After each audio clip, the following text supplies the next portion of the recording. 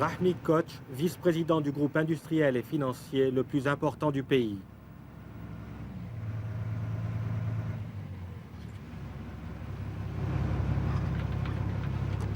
La famille Koç contrôle 67 entreprises dans tous les secteurs de l'économie turque.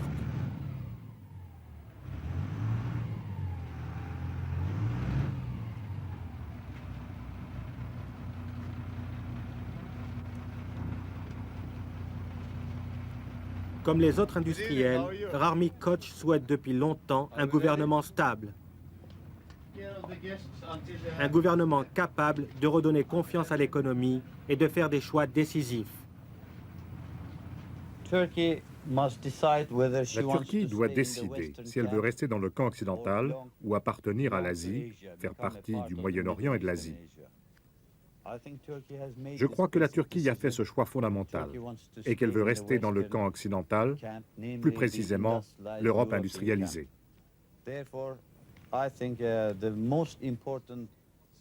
Par conséquent, je crois que la décision la plus importante pour la Turquie est d'entrer dans le marché commun, ce que la Turquie a demandé.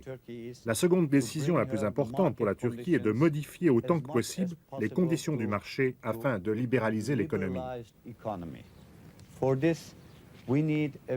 cela, nous avons besoin d'une monnaie forte et donc nous devons nous mettre à exporter plus que nous l'avons fait jusqu'à présent.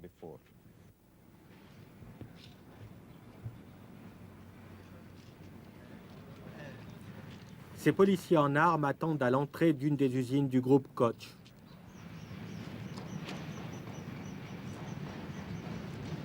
Quand Rahmi Koç se rend dans une usine pour une visite de travail, il doit prévenir la police locale qui lui fournit une protection. Rahmi Koç, comme d'autres industriels, prend ses précautions. Il a une voiture blindée et un gilet pare-balles qu'il porte de cas en cas. Il fait partie de ceux que la police protège parce qu'ils sont les cibles présumées du terrorisme.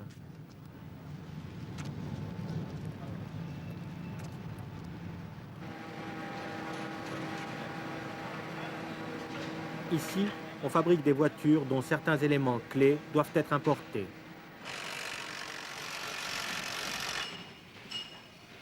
Une telle usine est typique de la stratégie industrielle qui a aujourd'hui fait faillite en Turquie.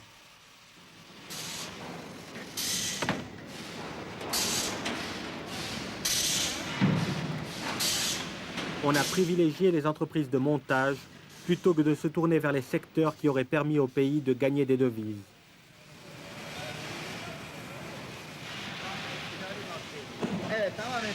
Aujourd'hui, des usines comme celle-ci réduisent leur production du fait de la crise économique.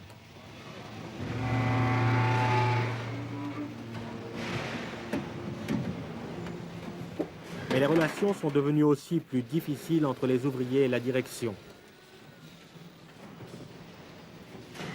Des ouvriers touchés de plein fouet par l'inflation galopante.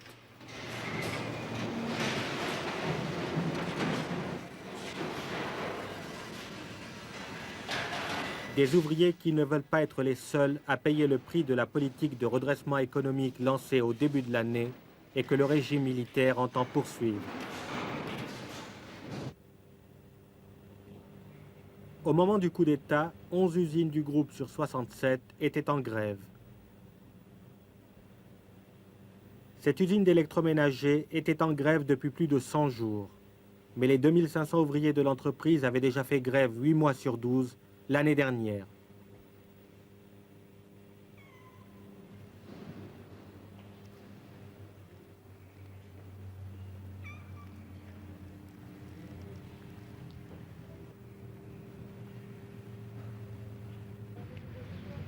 Mais c'est dans le secteur du textile que les grèves étaient les plus dures.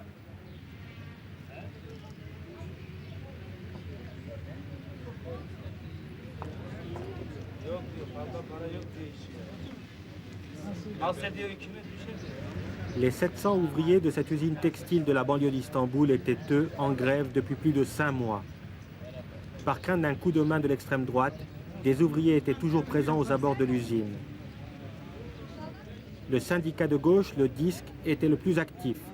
Le régime militaire a mis fin aux activités de ce syndicat, ordonné l'arrêt des grèves contre une augmentation des salaires de 70%. İlyas git aşağı bir şey yiyelim be git al öldük açtan vallahi. Benim adım Kemal Çetinoğlu. Je m'appelle Kemal Çetinoglu. Je travaille ici depuis 6 ans, et depuis 6 ans, je touche le salaire minimum. Ça fait 3300 livres. J'ai 5 enfants, plus ma femme et moi, ça fait 7 personnes. Je dois payer le loyer, l'électricité, l'eau. Mon salaire ne suffit même pas à ça. Et puis cet argent n'a plus de valeur. Dans ces conditions, comme on n'arrive pas à tourner, on fait la grève. Pour l'instant, je vends de l'eau. Je vends de l'eau et je fais vivre la maison. Yetmese dahi idare ediyoruz. Biraz sandıka yardım ediyor. Biraz da biz tabii satıyoruz oradan 5-10 kuruş alıyoruz. Bu şekilde gidiyor.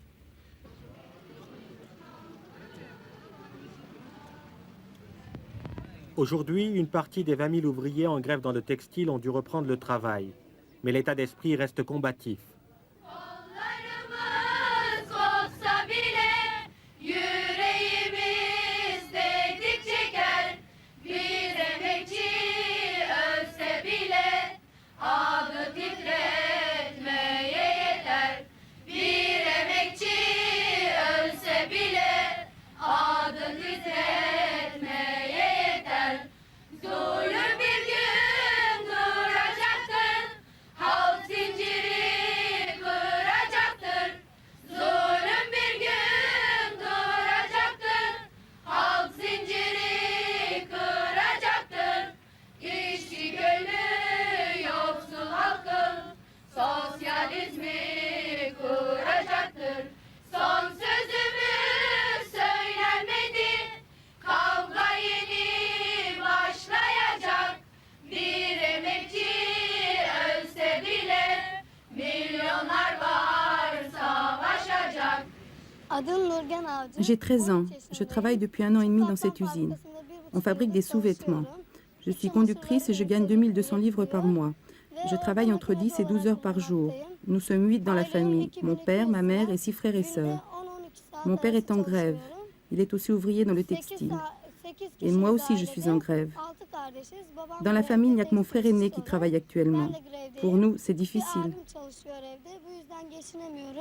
İşçi görüyor baştan fabrikalarda taştan galiptir her savaşta. Geliyoruz zincirleri kıra kıra hey, patronların kafasına vura vura hey. Geliyoruz zincirleri kıra kıra hey, patronların kafasına vura vura hey. Geliyoruz zincirleri kıra kıra hey, patronların kafasına vura vura hey. İşçi köylü el ele, engel yoktur bu sene. Amele, ırgat köle. Geliyoruz zincirleri kıra kıra hey, patronların kafasına vura vura hey. Geliyoruz zincirleri kıra kıra hey, patronların kafasına vura vura hey. Definitely the unions must be brought under some sort of a Les syndicats doivent certainement être contenus à l'intérieur d'un système et les revendications permanentes doivent cesser. somewhat stopped, or a system must be found between the Il government. faut trouver un système entre le gouvernement, le patronat et les syndicats, de telle sorte que les ouvriers ne reçoivent que l'équivalent de la production supplémentaire qu'ils fournissent à leur usine ou à la nation.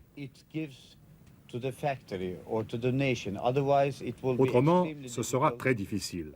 Cela contribuerait à l'inflation si les ouvriers peuvent demander et obtenir des augmentations et des bénéfices permanents, alors qu'ils ne produisent pas tant. Nous ne pouvons pas continuer à donner à moins que nous ne recevions quelque chose en contrepartie. Aussi, les ouvriers doivent-ils produire au-delà du taux d'inflation pour recevoir plus d'argent.